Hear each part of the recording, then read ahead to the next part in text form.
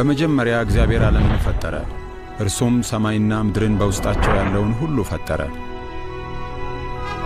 እግዚአብሔር የሠራውን ሥራ ሁሉ ስንመለከት እጅግ እንደነቃለን።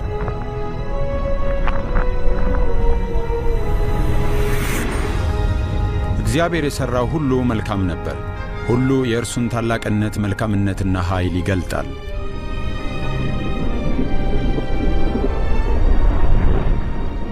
እግዚአብሔር የተለያዩ የእጽዋት ዝርያዎችንና እንስሳትን ፈጠረ። ከዚያም የመጀመሪያውን ሰው ከምድር አፈር አበጀው።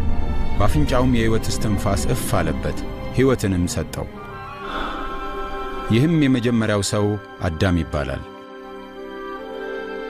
ከዚያ እግዚአብሔር ሴትን የአዳም ሚስትና ረዳት ትሆን ዘንድ ፈጠራት፣ ሔዋን ተብላም ተጠራች። እግዚአብሔርም ወንድና ሴት አድርጎ በአምሳሉ ፈጠራቸው። ስለዚህም ከእርሱ ጋር የቅርብ ግንኙነት ነበራቸው። ውብ በሆነችው ገነት ውስጥም ከእርሱ ጋር በደስታ ይኖሩ ነበር። በዚያም መከራና ሞት አልነበረም።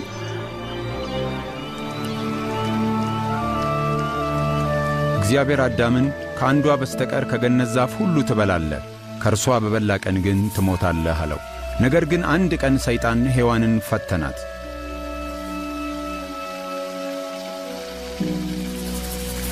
እርሷም ከፍሬው ወስዳ በላች። ባሏም ደግሞ ከእርሷ ተቀብሎ በላ። በዚያች ቅጽበት ከእግዚአብሔር ጋር የነበራቸው ኅብረት ተቋረጠ። እግዚአብሔር ቅዱስ ነውና ኀጢአተኞች ከእርሱ ጋር መኖር አይችሉም።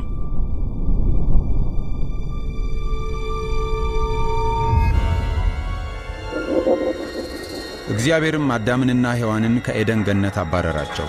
እግዚአብሔርን ባለመታዘዛቸው እፍረትና ስደት ዕጣቸው ሆነ። በውጤቱም አዳምና ሔዋን ዘራቸውም በጠቅላላ በኀፍረት በውርደትና በሞት ይሰቃይ ጀመር። እግዚአብሔር ግን ለሰው ዘር ያለውን ፍቅር አልቀነሰም። ስለዚህም ተመልሰው ከእርሱ ጋር መኖር የሚችሉበትን መንገድ አዘጋጀ። እግዚአብሔር የሰውን ዘር ከኀጢአት ለማዳን ያዘጋጀውን ዕቅድ በቅዱሳት መጻሕፍት በኩል አስታውቋል።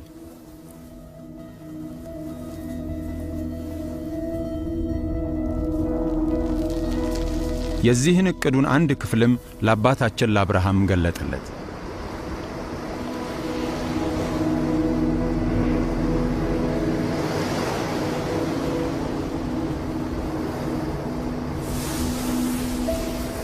አብርሃምም በእግዚአብሔር አመነ፣ አከበረውም።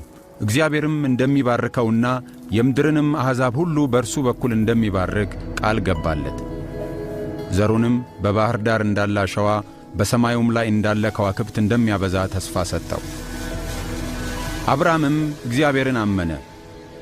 ከዚህም እምነቱ የተነሣ እግዚአብሔር ጻድቅ ነህ ብሎ አወጀለት። አሕዛብም የእግዚአብሔር ወዳጅ ብለው ጠሩት።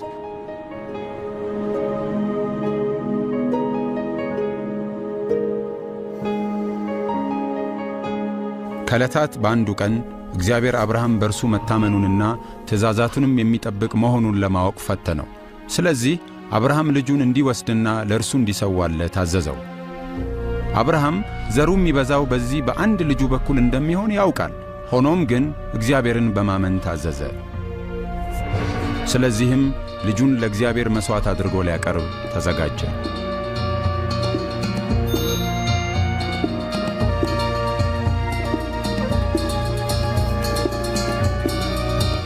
እግዚአብሔር ግን አብርሃም በልጁ ላይ አንዳች አታድርግበት፣ እኔን እንደምትፈራና ልትታዘዘኝም ምን ያህል ዝግጁ እንደሆንክ አውቄአለሁ አለው።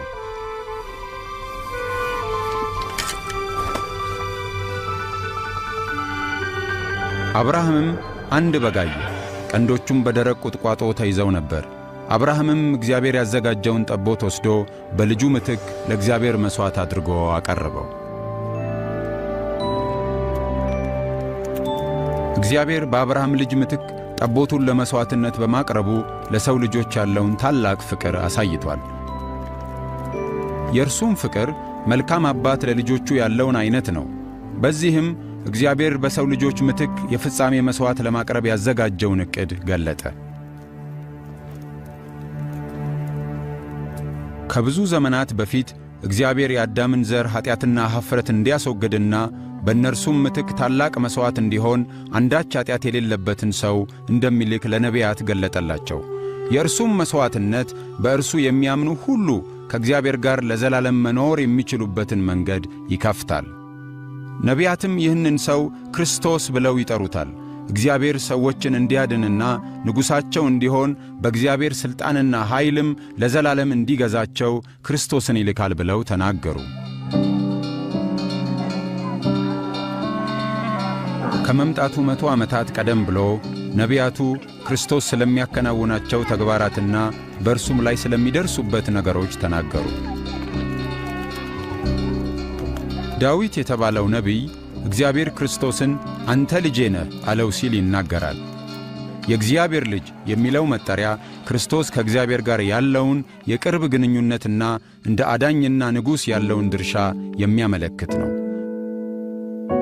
ኢሳይያስ የተባለው ነቢይ ደግሞ ድንግል ትጸንሳለች፣ ወንድ ልጅም ትወልዳለች ሲል ተናገረ። ይህም ልጅ የእግዚአብሔር ዘላለማዊ ቃል ሲሆን ሰው ሆኖ ይወለድና እግዚአብሔርን ለዓለም ይገልጥ ዘንድ ወደ ድንግል የተላከ ነው። ነቢያቱም በተጨማሪ ክርስቶስ በቤተልሔም እንደሚወለድ ተናግረዋል።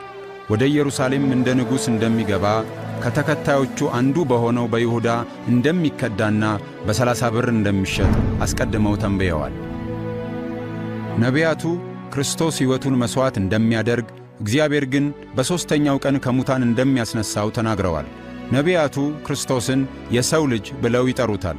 ደግሞም ደመናትን ሰንጥቆ ወደ እግዚአብሔር እንደሚመለስ እግዚአብሔርም በመንግሥታት ሁሉ ላይ የዘላለም ሥልጣን እንደሚሰጠውም ተናግረዋል። ከ2000 ዓመታት በፊት በዚህ ምድር የኖረ ስሙ ኢየሱስ የተባለ አንድ ሰው ነበረ።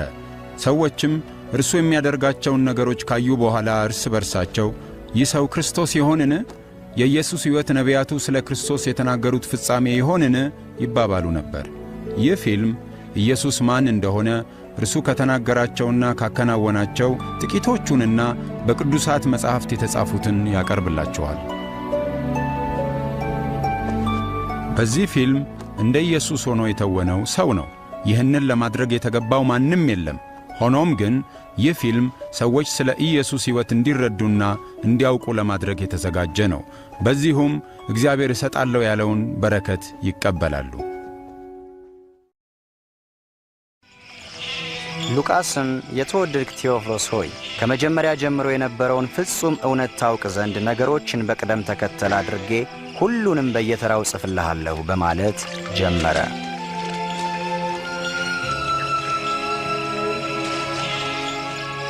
አውግስጦስ ቄሳር የሮም ንጉሥ በነበረበት ዘመን ትልቁ ሄሮድስም ይሁዳን ይገዛ በነበረበት ጊዜ መልአኩ ገብርኤል ናዝሬት ወደምትባለው ከተማ ስሟ ማርያም ወደምትባል ወደ አንዲት ድንግል ከእግዚአብሔር ዘንድ ተላከ።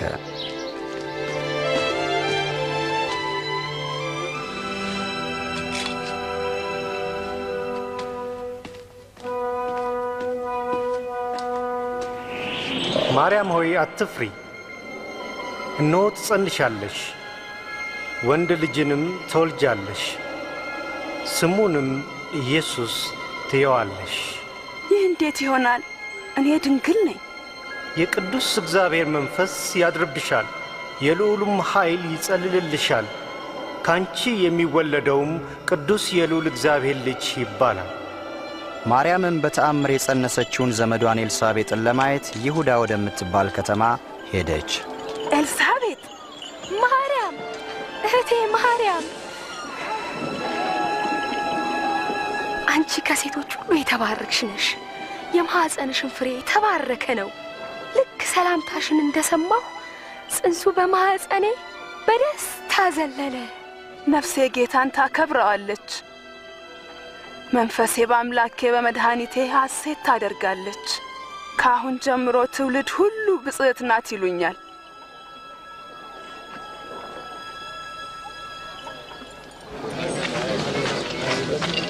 አዋጅ አዋጅ! ሕዝብ ሁሉ ይቆጠር ዘንድ ከአውግስጦስ ቄሳር ትእዛዝ ወጥቷል። ስለዚህ በይሁዳና በገሊላ የምትኖሩ ሕዝቦች ሁሉ በየአባቶቻችሁ የትውልድ አገር እየሄዳችሁ እንድትመዘገቡ ተብሏል።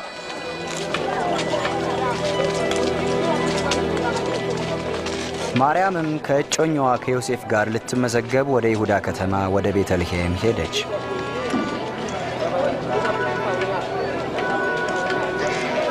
በቤተልሔምም ስፍራው ሁሉ ሞልቶ ስለነበር ለእነርሱ ማደሪያ አልነበረምና ያገኙት የከብቶችን በረት ብቻ ነበር።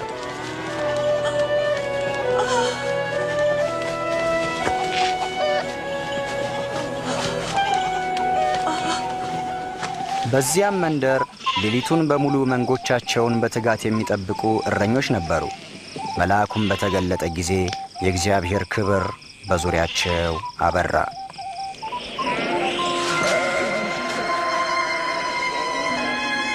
ዛሬ በዳዊት ከተማ መድኃኒት እርሱ ክርስቶስ ጌታ የሆነ ተወልዶላችኋልና አትፍሩ።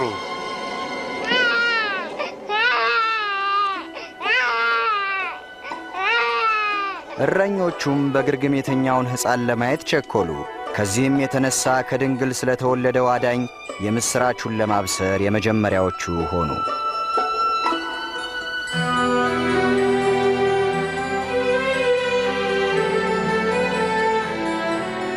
ከሳምንትም በኋላ መልአኩ እንደተናገረው ስሙ ኢየሱስ ተባለ።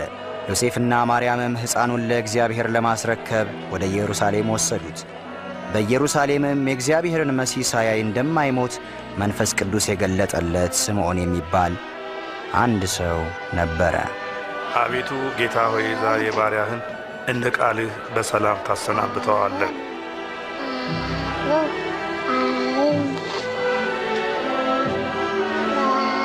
ዓይኖቼ በእርግጥ ማዳንህን አይተዋል። ይህም ልጅ በእግዚአብሔር የተመረጠ ነው። እግዚአብሔር ይባርካችሁ።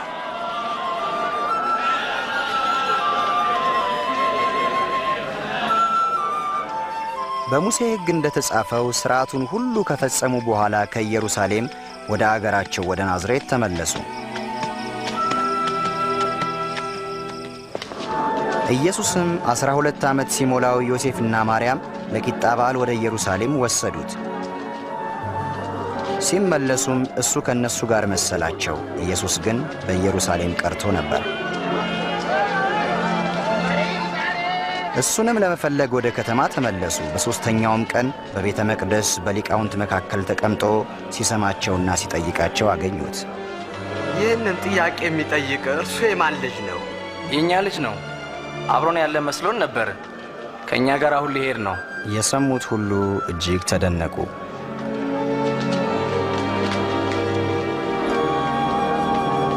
ልጄ ሆይ ለምን እንዲህ ያደረግህ? አባትህና እኔ ተጨንቀን ስንፈልግህ ነበር። ስለምን ትፈልጉኛላችሁ? በአባቴ ቤት እኖር ዘንድ እንደሚገባኝ አታውቁምን?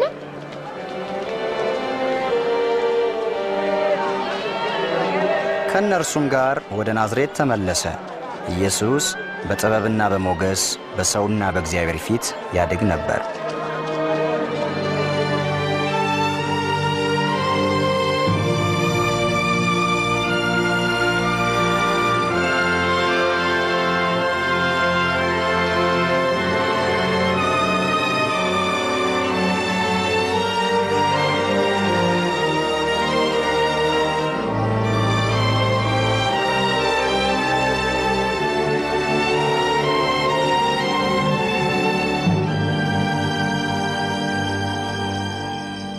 በንጉሥ ጢባሪዮስ በ15ኛው የግዛት ዘመን ጴንጢናዊ ጲላጦስ የይሁዳ አስተዳዳሪ ሳለ ሄሮድስም የገሊላ ገዢ በነበረ ወቅት ሐናና ቀያፋም ሊቀ ካህናት በነበሩ ጊዜ የእግዚአብሔር ቃል ወደ ዮሐንስ መጣ።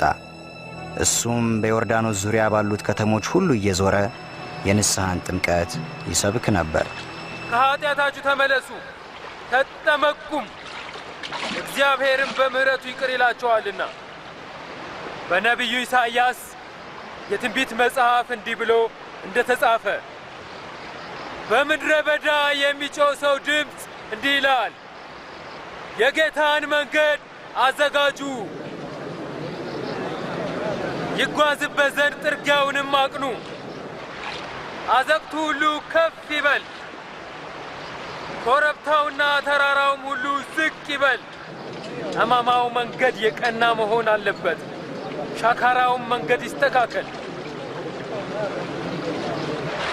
ሥጋ የለበሰ ሁሉ የእግዚአብሔርን ማዳን ያያል። ምን ማድረግ አለብን? ምን ማድረግ እናንተ የእፉኝት ልጆች ምን እናደርግ ዘንድ ትወዳለህ? ምን እናድርግ? ማንም 2 ልብስ ያለው አንዱን ምንም ለሌለው ሰው ሳይሰስት በልግስና ይስጠው። ምግብ ያለውም ለሌለው ያካፍ። መምህር ሆይ እኛ ቀራጮች ነን፣ ምን እናድርግ? በሕግ ከተወሰነላችሁ በላይ አትውሰዱ። እኛ ወታደሮችስ ምን እናድርግ? የማንንም ሰው ገንዘብ በግፍ አትቀሙ። ማንንም ሰው በሐሰት አትወንጅሉ። ደሞዛችሁ ብቻ ይብቃችሁ።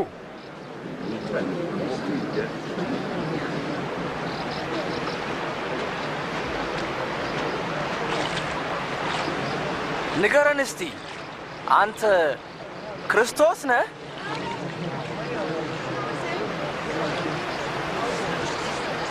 እኔ የማጠምቃችሁ በውሃ ነው።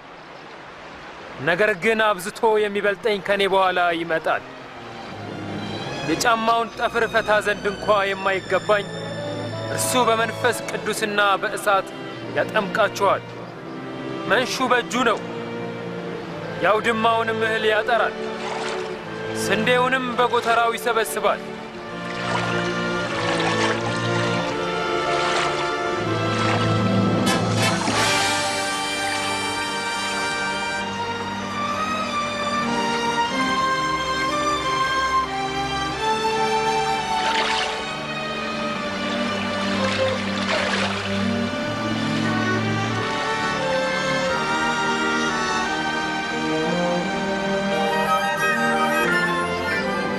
ሕዝቡ ሁሉ ከተጠመቁ በኋላ ጌታ ኢየሱስም ተጠመቀ። መንፈስ ቅዱስም በርግብ አምሳል በእርሱ ላይ ወረደ።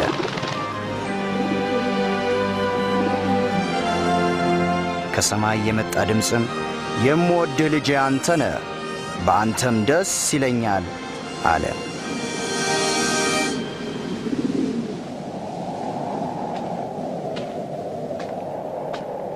ኢየሱስም አገልግሎቱን ሲጀምር ዕድሜው 30 ያህል ነበር። መንፈስ ቅዱስን ተሞልቶ ከዮርዳኖስ ተመለሰ። በመንፈስም በምድረ በዳ ተመርቶ 40 ቀን በዲያብሎስ ተፈተነ። በእነዚያ ቀኖች ምንም አልበላም ነበር።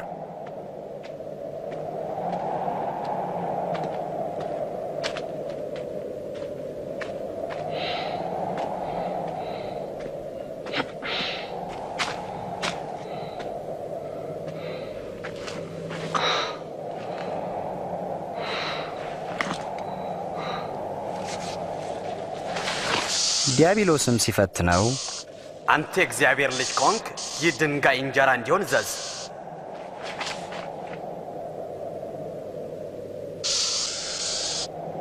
በመጽሐፍ ሰው በእግዚአብሔር ቃል እንጂ በእንጀራ ብቻ አይኖርም ተብሎ ተጽፏል።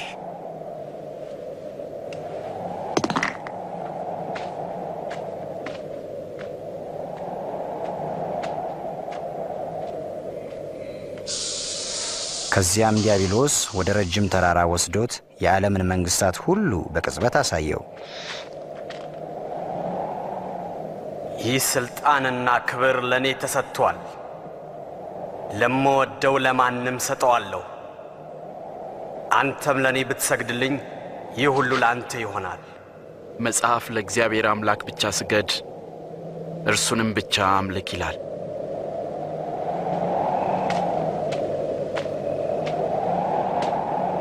ከዚያም ዲያብሎስ ወደ ኢየሩሳሌም ወሰደው። በመቅደስም ጫፍ ላይ አቆመውና ይጠብቁት ዘንድ መላእክትን ስላንተ ያዝልሃል፣ እግርህም በድንጋይ ከቶ እንዳይሰናከል በእጃቸው ያነሱሃል ተብሎ ተጽፏልና። የእግዚአብሔር ልጅ ከሆንክ እስቲ ራስን ከዚህ ወደ ታች ወርውር። በእግዚአብሔር ቃል ጌታ አምላክን አትፈታተነው ተብሎ ተጽፏል።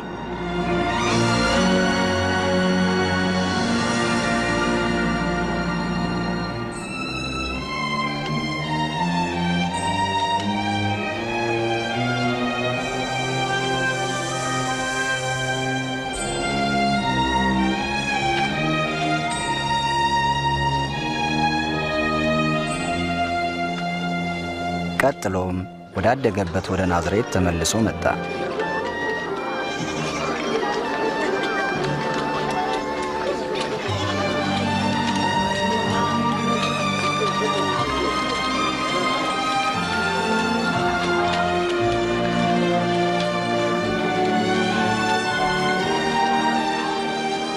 ሰላም ሰላም።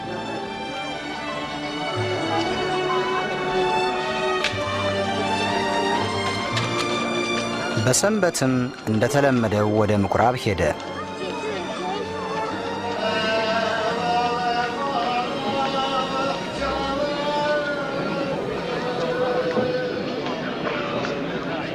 በዛም ከነቢዩ ኢሳይያስ መጽሐፍ ውስጥ ያነብ ዘንድ ሰጡት።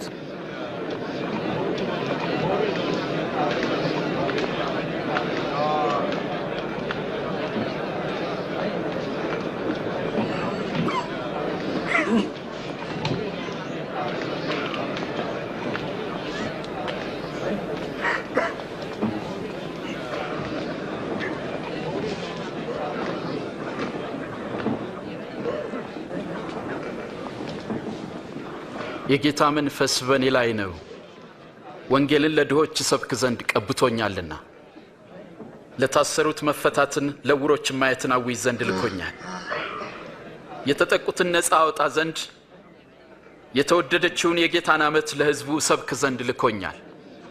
እንዴት ድንቅ ነው!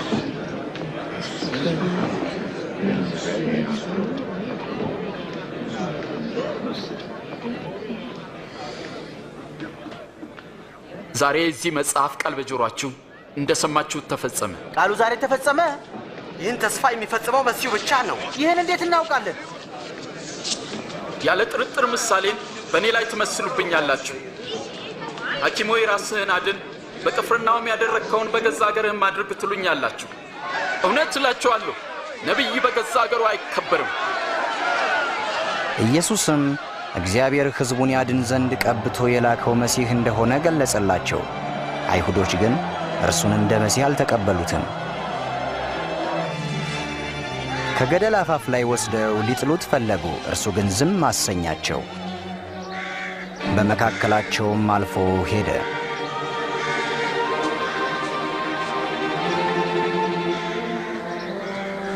ከዚያም የገሊላ ከተማ ወደ ሆነች ወደ ቅፍርናሆም መጣ።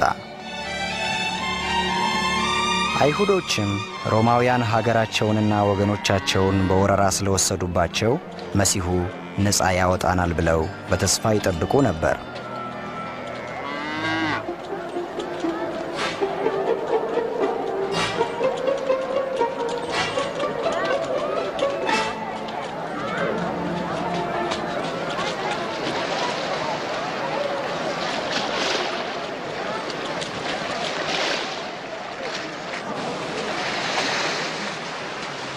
ሰላም ላንተ ስምዖን። ሰላም ላንተ ጌታ ሆይ። ጀልባህን ፈቀቅ ታደርግልኛለህ? እሺ ጌታ ሆይ። ይኸው መምህር ሆይ መጥቷል። ጌታ ሆይ አስተምረን፣ እባክህ አስተምረን። አስተምረን ጌታ ሆይ በቃልህ ተናገረን።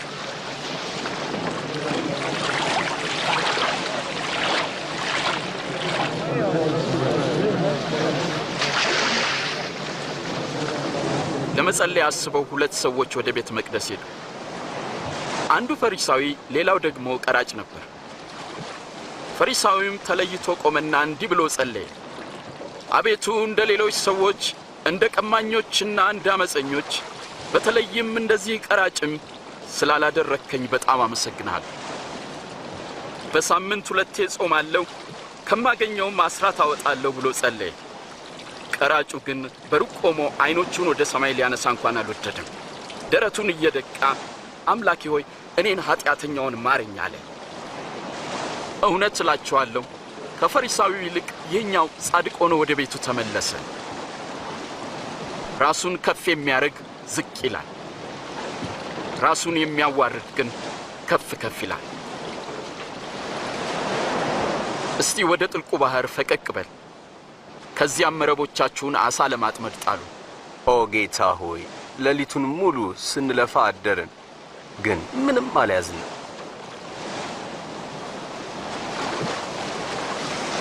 አንተ ካልክ ግን መረቡን በስምህ እጥላለሁ። ያዕቆብ፣ ዮሐንስ!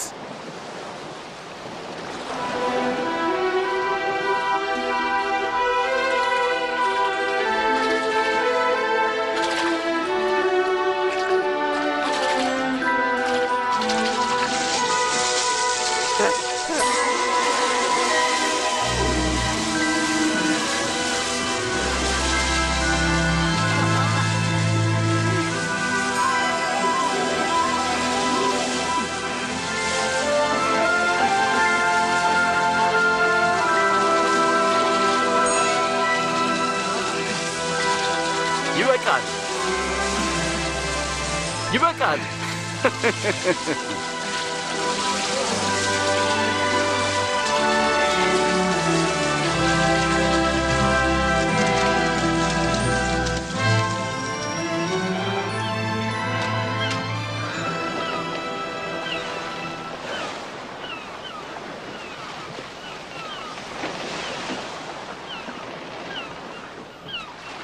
ጌታ ሆይ ከኔ ራቅ፣ እኔ ኃጢአተኛ ሰው ነኝ።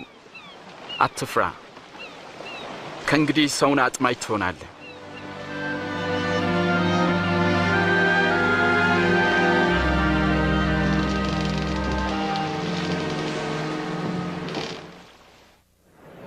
ጆሮአችሁን አዘንብሉ፣ ቃሌንም አድምጡ፣ በሕይወትም ትኖራላችሁ። እግዚአብሔር በሚገኝበት ጊዜ ፈልጉት፣ ቀርቦም ሳለ ጥሩት። ክፉ ሰው መንገዱን በደለኛም ሐሳቡን ይተው፣ ወደ እግዚአብሔር ይመለስ። ርኅራኄው በእርሱ ላይ ነውና ምሕረቱም ብዙ ነውና በደስታ ትወጣላችሁ፣ በሰላምም ትጓዛላችሁ። ተመልከቱ፣ ወደዚህ እየመጣ ነው።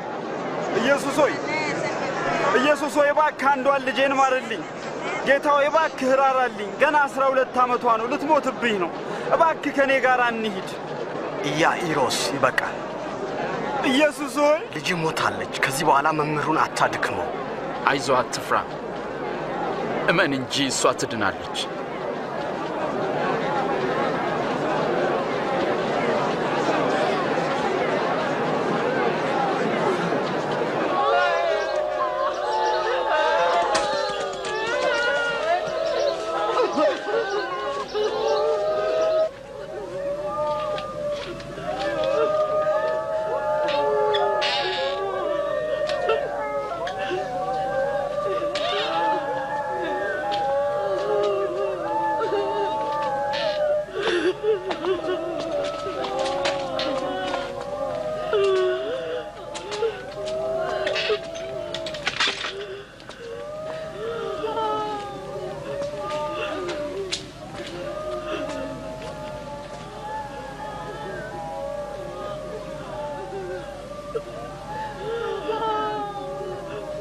አታልቅሱ፣ እሷ ተኝታለች እንጂ አልሞተችም።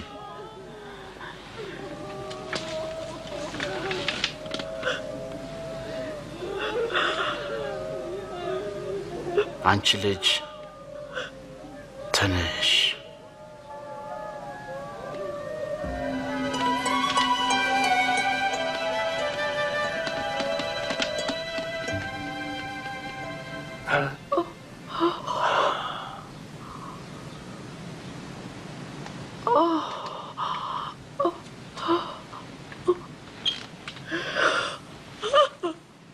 የምትበላውን ስጧት።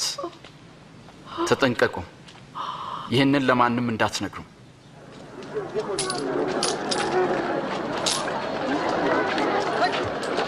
ከዚህም በኋላ ሌዊ የተባለው ቀረጥ ሰብሳቢ ማቴዎስ በቀረጥ መሰብሰቢያው ላይ ተቀምጦ አየው።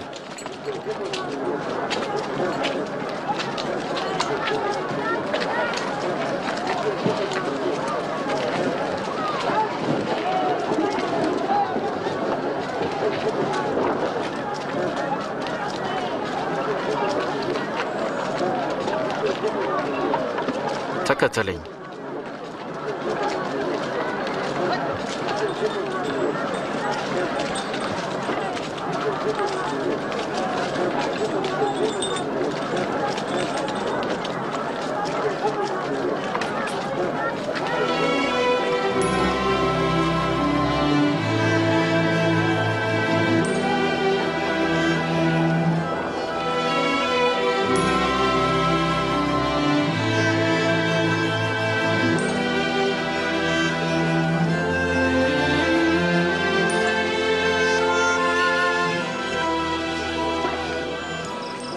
ኢየሱስም ይጸልይ ዘንድ ወደ ተራራ ወጣ። ሌሊቱን በሙሉ ወደ እግዚአብሔር ሲጸልይ አደረ።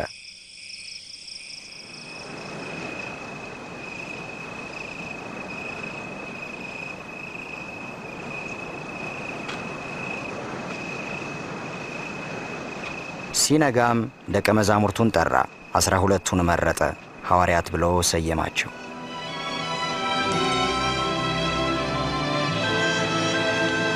ጴጥሮስ የተባለው ስምዖን፣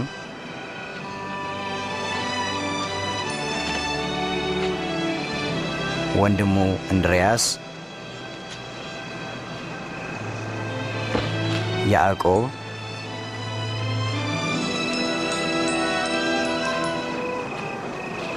ዮሐንስ፣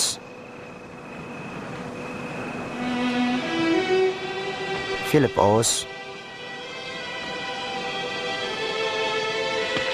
በርተሎሜዎስ፣ ማቴዎስ፣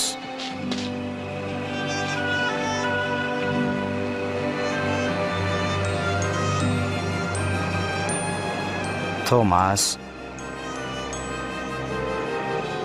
የእልፍዮስ ልጅ ያዕቆብ፣ ቀናተኛው ስምዖን፣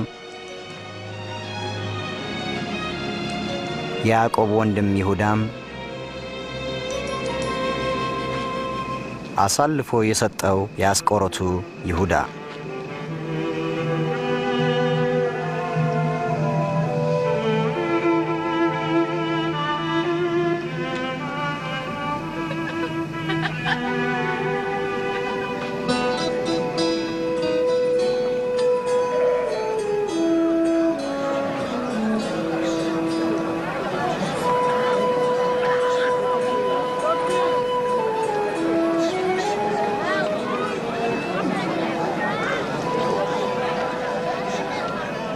እናንተ ድሆች ብፁዓን ናችሁ፣ መንግሥተ ሰማያት የእናንተ ናትና። እናንተ አሁን የምትራቡ ብፁዓን ናችሁ፣ በኋላ ትጠግባላችሁና ደስ ይበላችሁ። ሰዎች ስለ ሰው ልጅ ሲጠሏችሁና ሲተዋችሁ ብፁዓን ናችሁ። ስለ ሰው ልጅ ሲነቅፏችሁና ስማችሁን በክፉ ሲያነሱ በዚያን ቀን ይህ ሲሆን ሐሴት አድርጉ፣ ዋጋችሁ በሰማይ እጅግ ታላቅ ነውና። አባቶቻችሁን ነቢያትን እንዲሁ ያደርጉባቸው ነበር።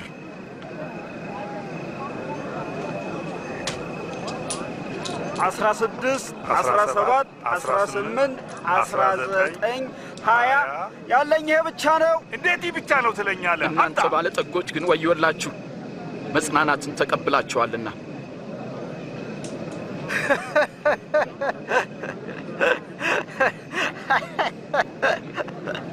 እብድ ሳይሆን አይቀርም፣ ባለጠግነቱን ንቋል።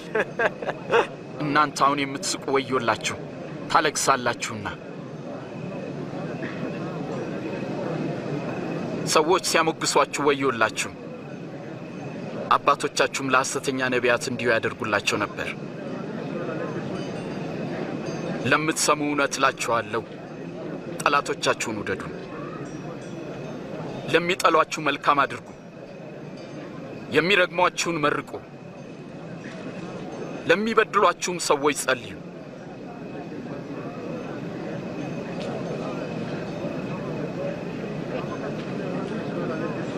ማንም አንደኛውን ጉንጭን ቢመታ ሌላውንም ደግሞ አዙረህ ስጠው።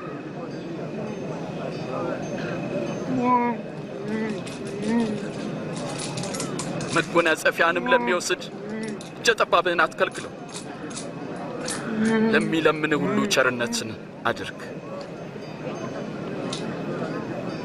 ማንም ያንተን ነገር ቢወስድ እንዲመልስልህ አትጠይቀው። ለራስህ የምትፈልገውን አንተም ለሌሎች አድርግ።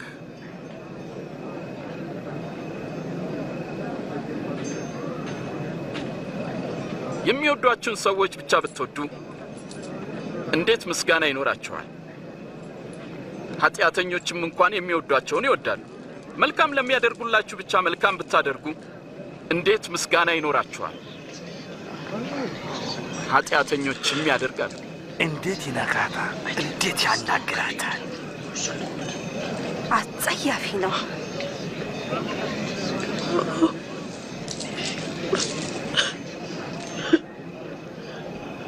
ፈጽሙ። ጠላቶቻችሁን ውደዱ፣ መልካምም አድርጉላቸው። ምንም ተስፋ ሳታደርጉም አበድሩ።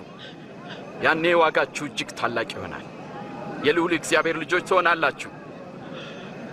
እርሱ ለሚያመሰግኑትና ለክፎች ቸር ነውና።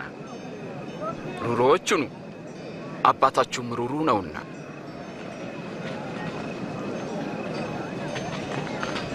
ኢየሱስ ሆይ አድነን። እንዳይፈረድባችሁ እናንተም አትፍረዱ።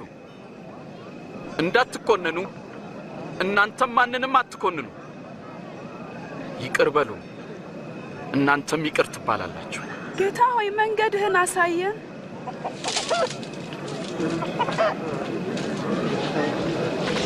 ስጡ፣ ለእናንተም ይሰጣችኋል። በምትሰፍሩበት መስፈሪያ ለእናንተም ይሰፈራል።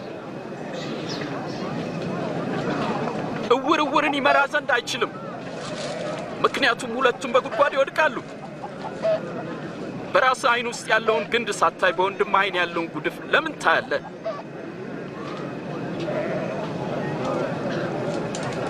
ጌታ ሆይ ምራን። ጌታ ሆይ አንተን እንሻለን። የተሸከመች ማኅፀንና የጠባቸው ጡቶች እንዴት ብፁዓን ናቸው! ብፁዓንስ የእግዚአብሔርን ቃል የሚሰሙና የሚጠብቁም ናቸው። ይህንን ሰው ማወቅ አለብኝ። ለመሆኑ ይህ ሰው መሲህ ይመስልሃል?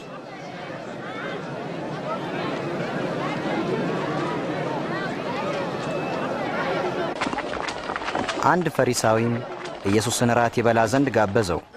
እሱም ፈቅዶ በቤቱ ገብቶ ተቀመጠ። ልጆች ወደዚያ ሂዱና ተጫወቱ። ትሰሙኛላችሁ? ሂዱ። ልጆች ተንኮልና ጥፋት ይወዳሉ። ደሞ እዚህ ምን ትሰራለች? እኔ እንጃ።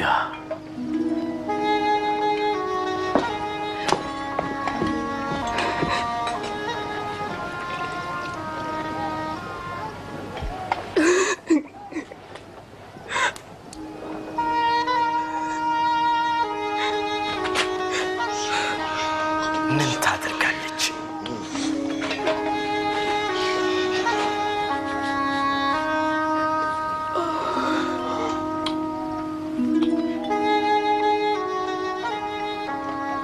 በእርግጥ ይህ ሰው ነቢይ ቢሆን ኖሮ ይቺ የምትነካው ሴት ማን መሆኗን ባወቀ ነበር።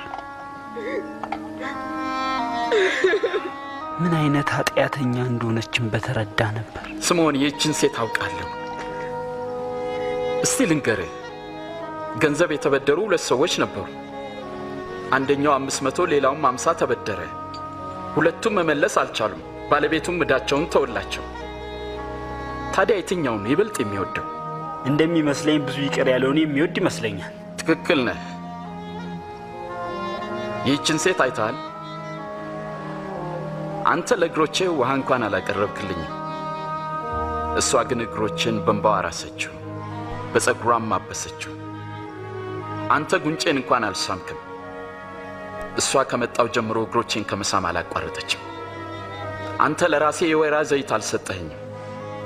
እሷ ግን እግሮቼን በውድ ሽቶ እያበሰችው። እውነት እልሃለሁ፣ የምታሳየው ፍቅር ብዙ ኃጢአቷ ይቅር እንደተባለላት ያሳያል። ትንሽ ይቅር የተባለ ሰው ትንሽ ፍቅር ብቻ ያሳያል።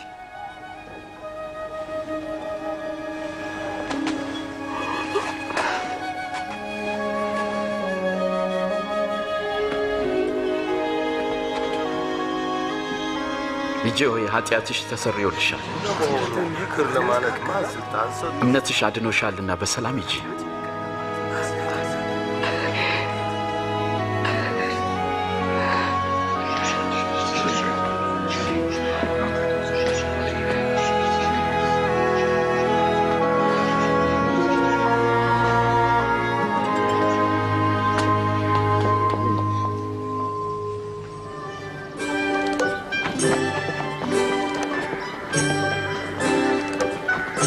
ከዚህም በኋላ ኢየሱስ እየሰበከና ስለ እግዚአብሔር መንግሥት የምሥራች እየተናገረ ነበር።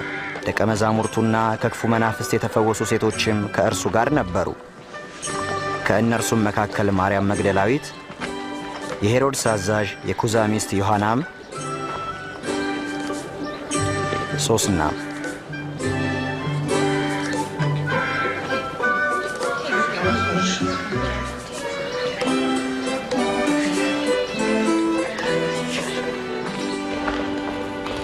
በገሊላ የሮማን ደራሴ ሆኖ ይገዛ የነበረው ሄሮድስ የወንድሙን ሚስት በማግባቱ ስለገሰጸው ዮሐንስ መጥምቁን ወደ እስር ቤት ጣለው።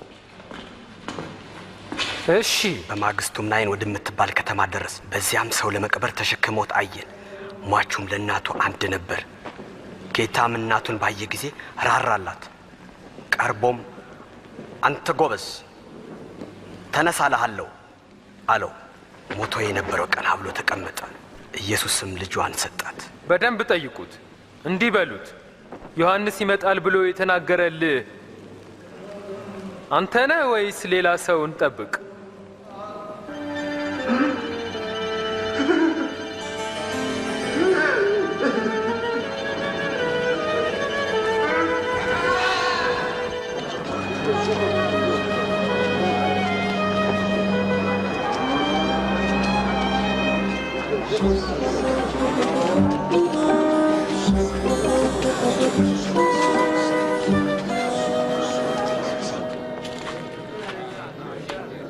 ጌታ ሆይ